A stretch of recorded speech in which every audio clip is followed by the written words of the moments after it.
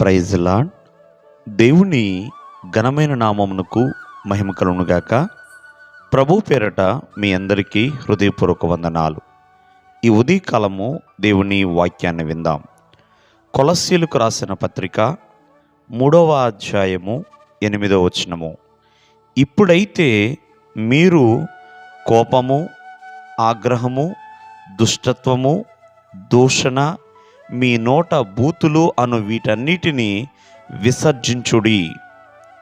ప్రేమైన వర్లారా, ఇక్కడ భక్తుడైన పౌలు గారు మరి కొలస్సీలతో చెబుతున్న మాటలు, మరి ఎవరైతే మరి ప్రభు కొరకు నిలబడాలనుకుంటున్నారో, జీవించాలనుకుంటున్నారో, మరి వారందరితో కూడా చెబుతున్న మాటలు ఏమనంటే, ప్రభువునందు మీరు ఉన్నప్పుడు ఏమి విడిచిపెట్టాలి, ఏమి కలిగి జీవించాలి.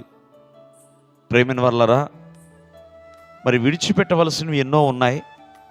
ఇక్కడ అవన్నీ కూడా రాస్తున్నాడు. ఎందుకంటే వీటన్నిటినీ కలిగి జీవించకూడదని.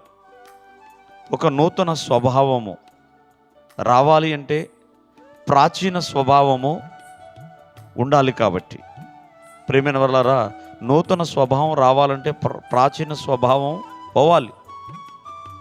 మనం జాగ్రత్తగా ఆలకిస్తే పాతది పోకుండా క్రొత్తది ఎప్పుడూ రాదండి.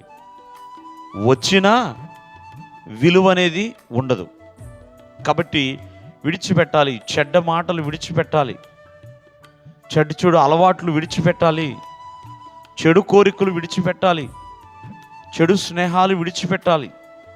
ఇవన్నీ కూడా భక్తిహీనతలోనికి తీసుకువెళ్ళిపోతూ ఉంటాయి ప్రియమైన వాళ్ళరా.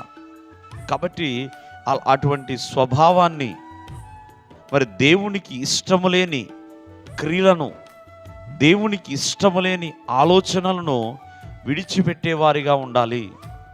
అలా విడిచిపెట్టి మనం నూతన సంవత్సరంలోకి వెళ్ళబోతున్నాం.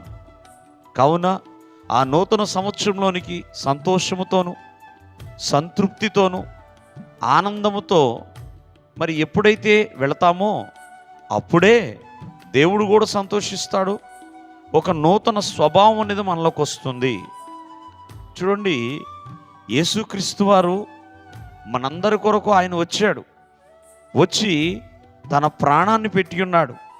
తన ప్రాణం పెట్టి ప్రియమైన వారా, ఆయన రక్తములో కడగబడిన వారు, ఆయన చేత విమోచించబడిన వారు, ఆయన బిడ్డలుగా ఒక నూతనమైన స్వభావం కలిగి ఉండాలని ప్రభు కోరుకుంటున్నాడు.